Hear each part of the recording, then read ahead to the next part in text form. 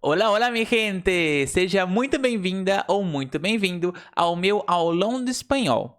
Antes de tudo, para quem não me acompanha, eu sou Rafael, mas pode me chamar de Rafa. Sou professor de espanhol há mais de 7 anos e sou formado em letras português e espanhol pela Universidade Federal de São Paulo.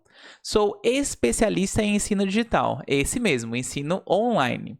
Além disso, sou mochileiro nas minhas horas vagas e já estive em mais de 50 cidades latino-americanas, passando por 7 países hispânicos. Ensinar espanhol é a minha paixão e hoje eu quero te mostrar como o espanhol pode abrir portas incríveis para você. Então não sai daí que eu vou te ensinar os fundamentos básicos do idioma e também dicas práticas para você falar espanhol em 2025. Vamos lá? E vamos começar o aulão com aquela pergunta clássica: por que estudar espanhol? Você sabia que o espanhol é a segunda língua mais falada no mundo como língua materna? Isso mesmo, são mais de 500 milhões de pessoas que falam espanhol. E não para por aí. Na internet, o espanhol é a terceira língua mais falada, segundo o Instituto Cervantes. Ele perde apenas para o inglês e o chinês. Então, áreas como turismo, comércio, tecnologia e até mesmo relações internacionais aqui do Brasil, cada dia mais precisam de pessoas que falem espanhol. E o mercado de trabalho? Com a ascensão de empresas latinas no Brasil, como o Mercado Livre, Rappi e até mesmo a Nubank, a demanda por profissionais que falam espanhol nunca foi tão alta. De acordo com dados de recrutadores, o espanhol é um grande diferencial na hora de escolher um profissional nas empresas mais famosas do Brasil. Além disso, o interesse dos brasileiros em aprender espanhol aumentou significativamente. Segundo dados do Business Moment, houve um aumento de mais de 40% no interesse do aprendizado de espanhol.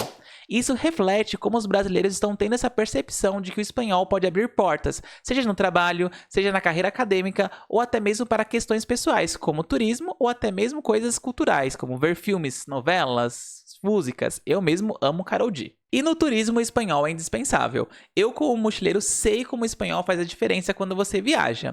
Você pega a lista dos países preferidos dos brasileiros e provavelmente estará Argentina, Chile, México e Espanha. Isso porque são destinos que recebem brasileiros à torto e à direito. E além disso, quando você chega nesses lugares, você precisa se comunicar. E muitas vezes você não consegue pedir um desconto, você não consegue pedir para o comerciante local algum tipo de informação importante, você vai tentar ir para algum lugar, não sabe pedir informação para chegar a esse lugar. E mais, se você passar por qualquer perrengue, e olha que qualquer viagem pode surgir, você não consegue nem falar o idioma local. Isso é um problema. E digo mais, quando você viaja até para países que não falam espanhol, você vai encontrar pessoas que falam espanhol porque a América Latina é extensa demais. E provavelmente você vai conseguir construir uma amizade mais sincera, mais verdadeira e realmente ter amigos de forma genuína simplesmente por falar espanhol. Vamos falar um pouquinho de cultura? Então, provavelmente você já consumiu alguma série que falava espanhol, seja aí La Casa de Papel, La Casa de las Flores, Elite, ou seja, algum dessas aí você já assistiu. Ou já escutou algum cantor como Shakira, Bad Bunny, Rosalía, Karol G. Imagine você poder entender tudo o que eles falam, entender cada metáfora, cada comparação, cada palavrinha da letra da música. Isso seria incrível. A sua relação com essas coisas que você provavelmente já consome seria outra. Você teria uma relação mais autêntica, mais pessoal, simplesmente por saber se comunicar, ler e escutar espanhol. Agora deixa eu te fazer uma pergunta. Quantos países você acha que falam espanhol? Comenta aí no YouTube ou aí no grupo do WhatsApp que eu vou estar dando uma olhadinha no momento que essa aula for transmitida. Se você falou 21 países, está correto. E estão espalhados por vários lugares do mundo, como América, Europa e até mesmo na África. Isso é um dado muito importante, porque quando você analisa o Brasil e os países que fazem fronteira com o Brasil, praticamente todos falam espanhol. E você sabe a porcentagem de brasileiros que falam espanhol fluentemente? Dá até vergonha, vou até esconder aqui, ó. é menos de 1%, ou seja, menos de 1% da população brasileira é fluente em espanhol. Muitos brasileiros acham que sabem espanhol porque entendem algumas palavras, mas quando vão falar ficam travados e não sabem nem o que fazer, ficam morrendo de vergonha. Sabe por que isso acontece? Principalmente devido aos sons do espanhol. E eu vou começar essa aula com um conteúdo muito importante, que é a diferença dos fonemas do português brasileiro com o espanhol. Vamos lá então? Até me acertei na cadeira porque agora é uma parte importante. Por exemplo, em espanhol existe essa palavra aqui. E muita gente vai pronunciar como perro. Mas na verdade uma pronúncia mais comum é fazer o R vibrante, como perro. Isso parece bobeira, mas causa um obstáculo tremendo quando você não entende letra e som. Então você acaba transformando os sons do português no espanhol e acaba saindo nada. Um exemplo prático disso é meu aluno Vitor, que até tentava falar espanhol, mas nas reuniões ele ficava travado, morrendo de medo, morrendo de vergonha e não conseguia se comunicar. Em um mês de aula, trabalhando os sons básicos do idioma, ele já conseguiu participar de uma reunião e ser muito mais fluente, recebendo elogio do chefe dele mexicano. Aqui o print. Então já aquece a voz aí, porque a gente vai hablar muito agora com o contraste do som do português e o espanhol. Eu vou começar com uma letrinha básica, mas que muito brasileiro se equivoca ao falar, que é a letra S. Sempre quando em espanhol aparecer qualquer palavra que tenha um S, ou até mesmo o Z, você irá pronunciar como se fosse dois S's. É por isso que essa palavra aqui você lê como coração. Coração, porque o S possui esse som de dois S's. E cuidado, não importa a ordem que esse S esteja, ele sempre será pronunciado como dois S's. O mesmo vale para o Z. O Z também tem essa função de pronunciá-lo como dois S's. Em algumas regiões da Espanha, o Z também tem um som um pouco mais específico, que é entre os dentes, mas também muito semelhante ao que acontece com os dois S's do português. Então, por exemplo, eu vou colocar as palavras aqui, e eu quero que você pronuncie na sua casa e depois vamos pronunciar juntos, beleza? Vamos lá. 3, 2, 1. Vou começar a pronunciar com vocês, então. A primeira eu vou falar como caça, caça, caça. A segunda é sapato, sapato. Então, o Z também tem esse som de dois S's. Vamos para o próximo ali? Esse aí é um pouquinho mais chatinho, porque tem o J que você talvez saiba ou talvez não saiba. Se prestou atenção na minha explicação ali do perro, talvez entenda ali mais ou menos onde encaixar. O próximo é passarre, passarre. É o próximo som que a gente vai trabalhar. Bora lá então, vamos falar desse J, porque esse J é muito importante. O J em espanhol vai ter o som dos dois R's do português, por isso que eu falo passarre. Porque o J tem esse som aí do carro do português, né? Então, sempre quando aparecer um J, você nunca vai ler como J, o J do português brasileiro. Você vai ler como se fosse dois R's. Vamos treinar então de novo? A gente já aprendeu que o S tem som de dois S's. O Z tem som de dois S's na maioria dos lugares. E o J vai ter o som dos dois R's do português. Palavras na tela, vou colocar aqui agora. Vamos lá? 3, 2, 1. A primeira aí é Juanjo. Juanjo. É um nome, hein? Juanjo é um nome. Próxima. Vamos lá, então? Essa aí é um pouquinho mais fácil, porque você vai lembrar ali do primeiro, é parecido também é o nome. Então, é Juan. Juan. Juan. Vamos para a última. Talvez você tenha uma confusão porque tem um R no meio, mas a última a gente fala pájaro, pájaro, pájaro. E aí vem a grande confusão do brasileiro, que é o som do R e o som do J. Vamos trabalhar isso de forma realmente precisa? Então, peraí. Prontinho aqui, já tomei minha água, ó. Peguei a água de verdade e eu tomei bastante, olha só, tá aqui na metade. Vamos falar sobre o R, o J, os dois R's, esse ra, re, ri, ro, ru, meio Kiko. Que é o seguinte, a gente aprendeu que o som de ra com o J é somente o J? Na verdade, não. O J e o G também possuem esse som. O G é com a letra E I. Então, por exemplo, a palavra gente. Gente tem esse som de 2 R's. E se for com A, com O ou com U? Aí não tem, o som é parecido com o português mesmo. Então, por exemplo, garbanzo. Garbanzo tem o som normalmente do G como G do português, porque realmente é uma palavra, uma letra que possui esse som quando está com A, O e U. A diferença vai ser somente quando está com E e I, que vai ser igual ao som do J, que é esse som de 2 R's do português. Então, a gente já sabe que esse som de 2 R's são com essas duas letras. Então, o que acontece? O R vai poder admitir 2 tipos de sons diferentes. Mas sempre é um som vibrante, é importante. Então, em espanhol, esse som de R sempre é vibrante. Nós temos 2 possibilidades de vibrância. Uma vibrância mais fraca e uma vibrância mais forte. Como assim, professor? Você está falando grego, não está falando espanhol. Não, vou ensinar vocês. É o seguinte, se o R está em começo de palavras ou tem 2 R's no meio da palavra, significa que a pronúncia desse R vai ser um R forte, uma pronúncia de vibrância mais forte.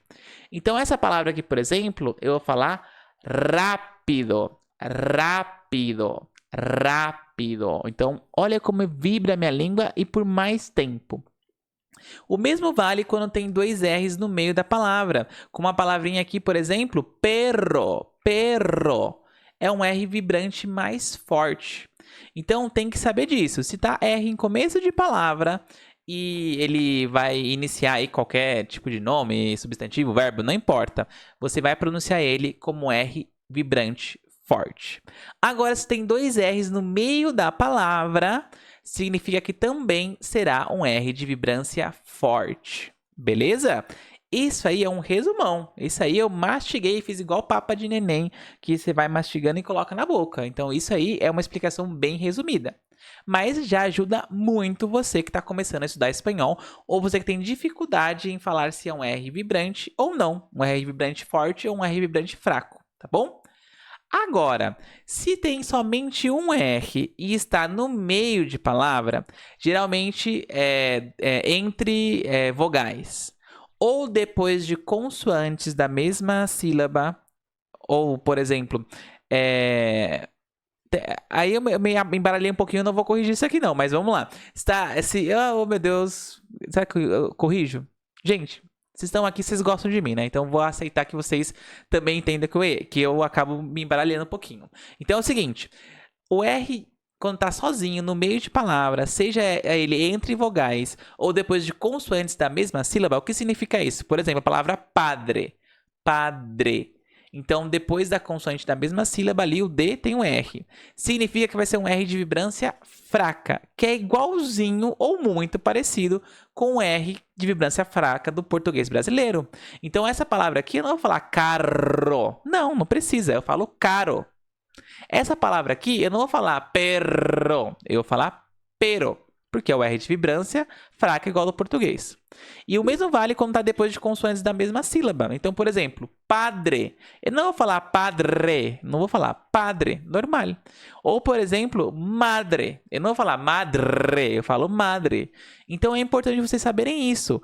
O J tem som de 2 R sempre. O G tem som de 2 R's quando está com E e I. O R, se tem 2 R's no meio da palavra, é vibrante forte. Se é um R só que começa a palavra, é vibrante forte. Agora, se é um R no meio de palavra, independente se está entre consoantes, como caro, ou se está depois de uma consoante da mesma sílaba, como padre, eu vou pronunciar como R de vibrância fraca. Vamos praticar um pouquinho então, ó. Vamos começar treinando o R fraco, que não tem problema. Quase igualzinho do português. Palavras na tela. Muito bem. Vamos lá. A primeira é padrino. Padrino. Próxima. Vamos lá. A próxima, muito fácil, é o país Peru. Peru. Muito fácil. E a última aqui, talvez dá uma pouca de dúvida por causa do J, né? Mas coraje, coraje. Agora a gente vai treinar com R vibrante. Vamos começar treinando com R vibrante em começo de frase. Palavras na tela. Vamos lá. Rápido, rápido. Bem forte. Próxima. Rosa, rosa. E a última e mais importante, que é o meu nome, Rafael, Rafael. Eu estou exagerando um pouquinho na vibrância para vocês perceberem como é que funciona. Mas a vibrância pode ser bem forte, mas não precisa fazer essa ênfase que eu estou fazendo, tá bom? Rafael, Rafael. Beleza? Agora, a vibrância forte no meio das frases. Palavras na tela. Vamos lá? A maioria a gente já treinou, eu vou repetir as palavras para que vocês tenham aí também uma internalização de vocabulário, tá? Então, a primeira aí, espero que você já tenha decorado, perro, perro. A segunda, carro, carro. Lembrando que carro em espanhol tem várias formas de falar, então, carro, coche, auto, enfim, vários. E o último agora, vamos lá? Será que você consegue? Carril. Carril. Muito bem. E você viu o som do L, que o L é um pouquinho diferente também em espanhol? Vamos trabalhar com ele? Então, o L em espanhol você faz no céu da boca. Então, o L no espanhol jamais terá o som de U. Então, por isso que eu pronuncio carril. Carril. Então, o L tem que colocar a ponta da sua língua tem que colocar no céu da sua boca. Então, por exemplo, sempre quando aparece o L em espanhol, você faz esse som, esse movimento com a língua de Nossa, ficou feio a imagem. E vai ficar gravado ao aulão. Então, quem chegou até aqui, me perdoe. Então, vamos treinar aqui as palavrinhas? Vamos lá? Então, al. Vamos pro próximo? Alto, alto. E os últimos sons que eu quero trabalhar com vocês é o som de 2 L's ou o som do Y. Por quê? Porque esses sons são muito específicos de regiões da América Latina, da Espanha e da África. Por favor, Rafael, o que você está comentando? Eu estou falando que esses sons são sons bastante regionais, então eles podem mudar de acordo com o lugar que você se encontra. Em português, nós temos uma letra que acontece isso, que é a letra R. Eu sou do interior de São Paulo, então vocês perceberam aí que às vezes eu falo porta, porteira, portão, e eu adoro. Mas muita gente que mora no Rio, por exemplo, pronuncia como porta. Porta. E tem gente em São Paulo, capital, que pronuncia como porta, porta. E essa é uma variação bem geográfica do R do português. Em espanhol, o LL e o Y também acontece. E eles podem ter 5 possibilidades de som. Exatamente, 5 possibilidades de som. Vou colocar aqui do lado. O LL e o Y podem ter a pronúncia de CH, principalmente onde? Na região do Rio de La Plata, que é Argentina e Uruguai, principalmente Buenos Aires e Montevideo. Então, a pronúncia geralmente lá vai ser como chuvia, chuvia, ou chamar, chamar. Ou seja, esses são de CH do português. Uma outra possibilidade de pronúncia para essas letras é o som de DJ, em alguns lugares da América Latina, principalmente, e Espanha, ou o som de J, também em alguns lugares da América Latina ou Espanha. Então, eu posso falar aqui, por exemplo, lluvia, lluvia, yo, ou lluvia e jo. São possibilidades de pronúncia. Além disso, eu posso pronunciar como LH. Esse som é bem específico da Espanha, mas na América Latina você também pode encontrar. Então, eu posso falar llave ou lluvia, ou eu posso pronunciar também como I. É a última possibilidade de som. Esse I é uma pronúncia extremamente comum em vários lugares e se encontra bastante na Espanha também. Então, eu posso falar lluvia e yo. Então, esses sons são bem interessantes para que você também reconheça o sotaque, os acentos, as pronúncias e forma de falar espanhol que é uma língua tão variada assim. Beleza? Legal, né? É muito bacana trabalhar dessa forma com os sons do espanhol, conversando com o português, porque vocês internalizam muito. É por isso que a primeira aula do curso de espanhol imersivo, que é o meu curso ao vivo, eu trabalho com todos os sons, além desses que eu trabalhei com vocês aqui no aulão. E é importante dizer o seguinte, É interessante ver como vocês saem dessa aula já dominando um pouco de pronúncia e ao longo das aulas vocês vão só trabalhando e aumentando ainda mais esse reconhecimento de sons. Então não deixe de estudar os fonemas do espanhol. Além disso, se fosse apenas a questão dos sons, todo mundo falaria espanhol de uma forma muito rápida.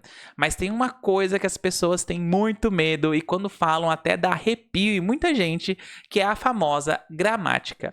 Mas, gente, estudar gramática não pode e não deve ser um bicho de 7 cabeças. Existem formas de estudar essa gramática de maneira contextualizada, para que vocês aprendam de forma quase que intuitiva. Eu vou te mostrar um negócio que é muito interessante. Em espanhol, há uma diferenciação muito forte entre tu e usted.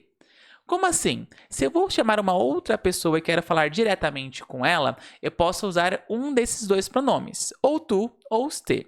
Vamos fingir que o vos não existe, que é algo bem regional, então os principais são esses, tu e usted. Como eu vou escolher um ou outro? Eu vou escolher de acordo à formalidade da situação. Por exemplo, se eu uso com amigos, conhecidos, pessoas que eu tenho intimidade, eu vou escolher o pronome tu. Sempre vou escolher tu. Então, ¿cuántos años tienes? ¿Cuántos años tú tienes? ¿Dónde trabajas? ¿Dónde tú trabajas? Ou seja, utilizamos dessa forma o idioma porque estamos tratando de uma forma informal. Agora, se o ambiente exige formalidade, ou seja, entrevista de emprego, pessoas mais velhas, pessoas que você não tem intimidade, você necessariamente tem que utilizar o usted. O usted é um tratamento formal, então você usa com pessoas que você quer mostrar respeito, educação. Então eu não falo donde tu vives, vou utilizar donde vive usted ou quantos años tiene usted. Esse usted é a pessoa de forma formal. Professor, tem um correspondente em português? Olha, literalmente não, mas eu posso dizer que o tu é parecido com você, ou o tu do português mesmo, você. E o usted, eu posso dizer que seria mais ou menos como o senhor, a senhora. Então, dessa forma, você já tem um domínio para quando chegar em contextos reais de uso, você consiga utilizar o melhor pronome e não passar nenhum mico, porque isso é muito importante em vários lugares que se fala espanhol. Principalmente aonde? Onde estou usando essa camisa aqui, que é a camisa da Espanha. Vamos ver o que muda quando eu falo tu e usted? Vem comigo. Vamos lá, eu fiz um esqueminha também bem assim, mastigado, como eu gosto de falar, igual os pássaros fazem com os filhos que mastigam a comida e colocam na boca. Fiz um esqueminha muito fácil para vocês memorizarem e também utilizarem de forma formal ou informal no espanhol. Lembre-se, informal sempre vai ser com o pronome tu. O que muda? Os verbos no presente vão ganhar uma letrinha extra, que é a letrinha S. Então, quando eu falo quantos anos tienes, significa que eu estou tratando você por tu e, consequentemente, estou tratando de forma informal. Além disso, se eu vou falar algum tipo de possessivo, alguma coisa que a pessoa tem, eu vou usar o tu sem acento. Então, qual es tu nombre? Ou seja, é um tratamento informal porque eu uso tu. Além disso, alguns verbos vão ganhar um T. Esses verbos são aqueles que as pessoas fazem e recebem ação, como, por exemplo, tomar banho. Eu faço e recebo a ação, então eu ganho um pronome reflexivo que dizemos. Não precisa memorizar nomes. Então, eu posso perguntar, como te llamas? Então, isso também é um tratamento informal. Essas são as 3 características principais para você bater o olho numa frase ou escutar e saber se a pessoa está te tratando de forma formal ou informal. E agora com os T, o que muda? Vamos lá. O verbo já não tem mais o S, né? Então eu falo, ¿cuántos años tiene? ¿Dónde vive? Se eu tirei o S, eu já mudo totalmente o contexto da frase. Eu estou tratando você de forma formal. Além disso, o possessivo já não é mais tu, vai ser o possessivo su. ¿Cuál es su nombre? ¿Cuál es el nombre de su madre? E aí já muda todo o contexto. E o verbo reflexivo, que é aquele que você faz e recebe ação, recebe o pronome se. Então, se eu vou perguntar como se llama? Parece bem fácil, não é? É porque eu mastiguei e coloquei na sua boca. Vamos trabalhar um pouquinho? Exercício para vocês. Eu separei aqui algumas frases, eu quero saber se vocês sabem ou não se são frases formais ou informais e como elas ficariam no oposto. Então, são duas atividades. A primeira é você marcar se são frases formais ou informais. E a segunda é você transformar essa frase no oposto. Se a frase é formal, você transforma em informal. Se a frase é informal, você transforma em formal. Quais são as frases? ¿Cuál es tu nombre? ¿Cómo se apellida? ¿Tienes hermanos? ¿Vive en España? ¿Cómo se llama su novia? E trabajas ou estudias? Essas são as frases. Vamos lá, primeira frase. ¿Cuál es tu nombre? Vocês acham que é formal ou informal? Escrevam aí que eu vou estar de olho vendo essas respostas. Quem disse informal está correto, porque tem o pronome tu. Então, quando você tem um tu na frase, significa que é informal. Então, para eu transformar ela em informal, ou seja, o oposto, eu vou colocar ¿Cuál es su nombre? Beleza? Vamos para o próximo? Como se apellida? Vocês acham que é formal ou informal? Vamos ver. Na verdade, essa frase é uma frase formal, devido a duas coisas. Vocês têm um pronome ali se e a pedida, que é sobrenomeia em espanhol. Então, para ser informal, fazer o oposto, eu tenho que trocar o C por T. Como te e o verbo eu coloco S, como te apellidas. Vamos para o próximo? Tienes hermanos. Isso aqui é muito fácil. Por quê? Porque você consegue analisar só pelo S aí. Tienes hermanos? Então, esse S aí indica que é uma frase informal. Quando eu tiro o S, ela transforma em frase formal, que vai ser tiene hermano. Vamos para o próximo. O próximo ali é vive en España. Vive en España. Este vive está sem o S, então necessariamente é uma frase formal. E para eu transformar ela em informal, só colocar o S. Rafa, é muito fácil fazer isso. Pois muito que bem, tem alunos que chegam aí na metade do curso de escolas de idiomas tradicionais e não sabem isso. Então, vives en España, vives en España. Vamos lá para o próximo. Como se llama su novia? Essa é uma pegadinha, hein? Ela é formal, mas o como se llama não é para transformar como te llamas, porque senão eu estaria falando diretamente da pessoa. Eu só vou trocar o tu por su. Como se llama su novia?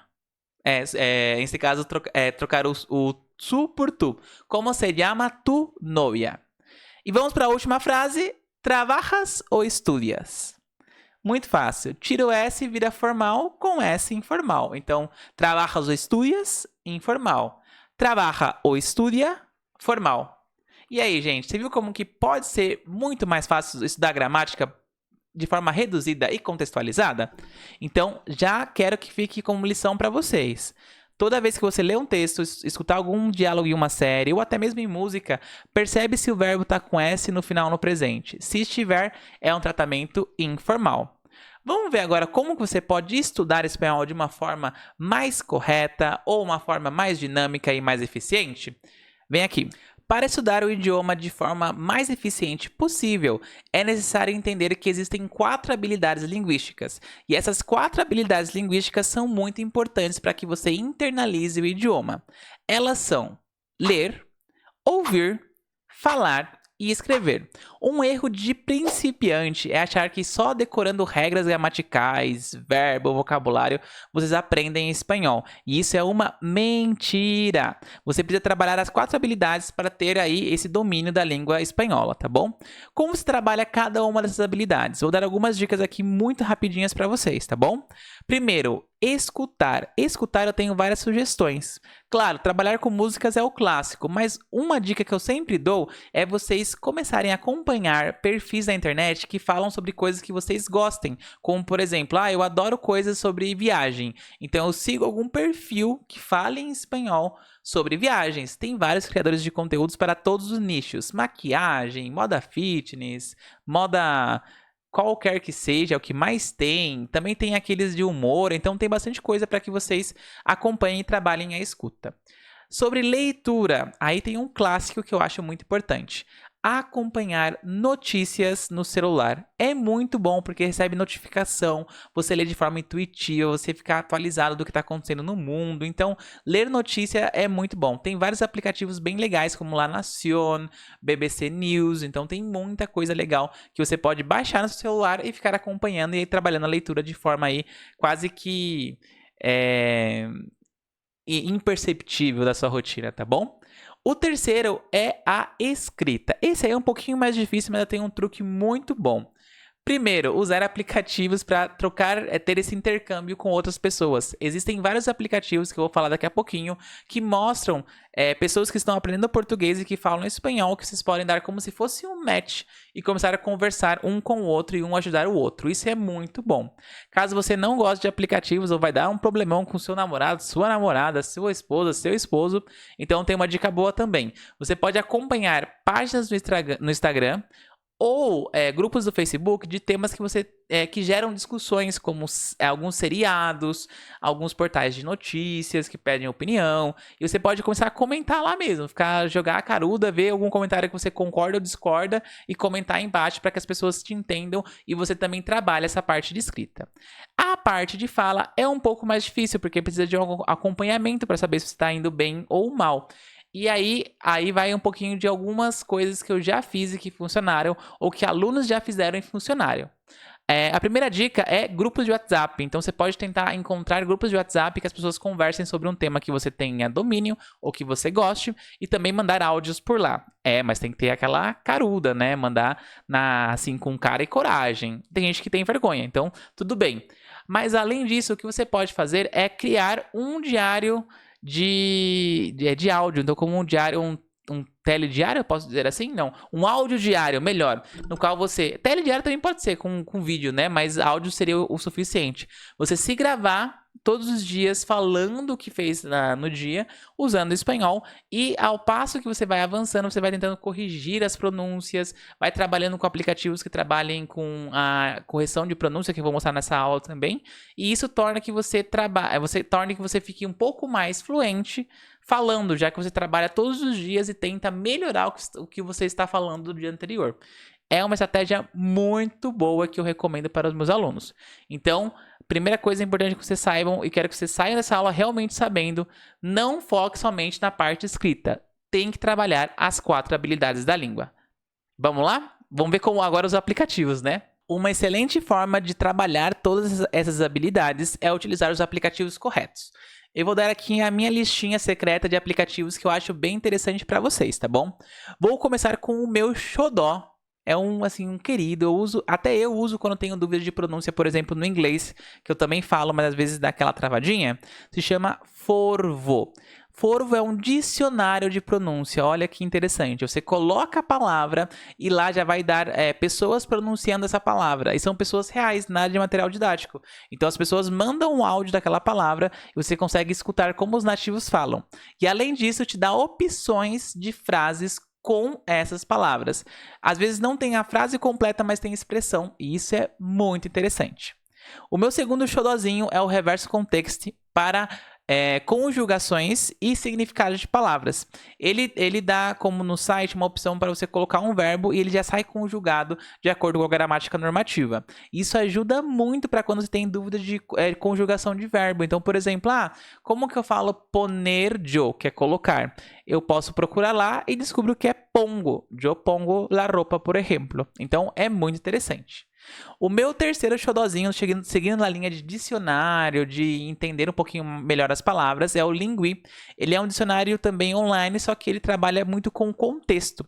Então, o contexto faz com que você consiga ver se a frase em português tem o mesmo significado em espanhol e ver como eles trabalham com essas colocações nos dois idiomas. É muito bacana. Seguindo aí, agora mais de aplicativos para estudar. Eu gosto do Duolingo, acho o Duolingo bem interessante. Ele não é indispensável, ele não é dispensável, na verdade. Só que só com o Duolingo você não vai avançar. Você trabalha muito com memorização, com repetição, então você consegue internalizar muita coisa. Um que eu gosto, que é parecido com o Duolingo, mas ele trabalha muito com contexto, eu acho mais interessante, se chama Busuu. É um aplicativo bem interessante porque trabalha por unidades temáticas, então você tem o tema da unidade e todo o contexto por trás dela e aprende também um pouquinho por repetição. Então eu acho ele bem mais interessante que o Duolingo. Só que ele tem uma área free e uma área premium. A área premium, obviamente, é muito melhor. E para encerrar essa listinha e vocês também marcarem tudo aí na agenda de vocês, eu tenho o Tandem, que é um aplicativo para conhecer gente que está estudando idiomas e conhecer gente do mundo inteiro. E é ótimo para aquele intercâmbio que eu falei anteriormente. Eu sei que você provavelmente já deve ter visto na internet vários cursos falando que você vai ficar fluente em apenas um mês. Mas eu vou ser sincero, eu, como professor, acho muito difícil uma pessoa chegar do zero sem saber nada e sair fluente em apenas um mês. O que mais tem na internet é gente querendo enganar os outros e usar da educação uma forma de alavancar dinheiro.